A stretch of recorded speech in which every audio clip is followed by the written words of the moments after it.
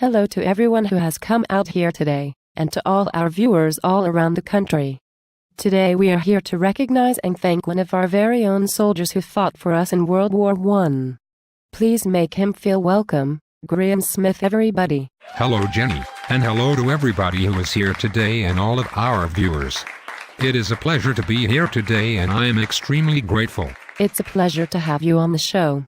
Now, as you might all be aware, Graham was a soldier that risked his life for his country on the battlefront in World War I in 1914, and came out of that horrific war alive. Graham, can you tell us what sort of experiences you had whilst fighting for your country all those years ago? Well Jenny, whilst you're out there battling, you experience a lot of things. Physically and emotionally, and sometimes they are extremely hard to handle. You obviously become homesick. You miss your family, but ways I found to get around this was just think I'm out here for them and the rest of the country, and if I can get my job done I will be home soon and reunited.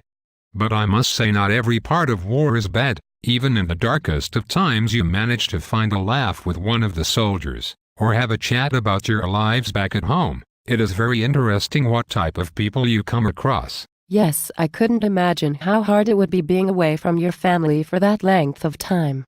So, tell us about the conditions over there, what you were living with for all that time? The conditions over there are obviously much poorer than over here, but you tend to get used to it. We had to adjust to only having small amounts of food at a time, and the food would always be dried up or raw so it could last longer.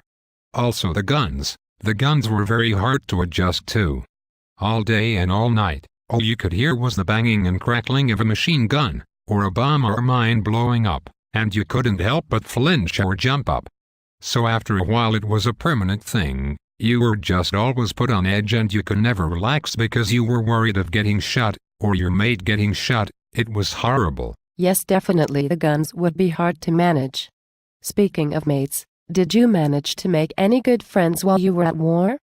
Maybe even ones that you still keep in touch with now? Yes, actually I did. I met a man down there named James, who to this day we still catch up and talk about old times.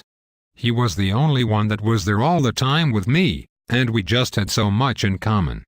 Luckily we both managed to make it back alive and I love that we can still catch up every week or so and get a coffee or something to eat, only because he doesn't live too far from me. Well, that's great to hear.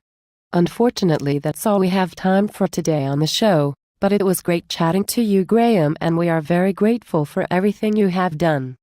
Graham Smith everybody.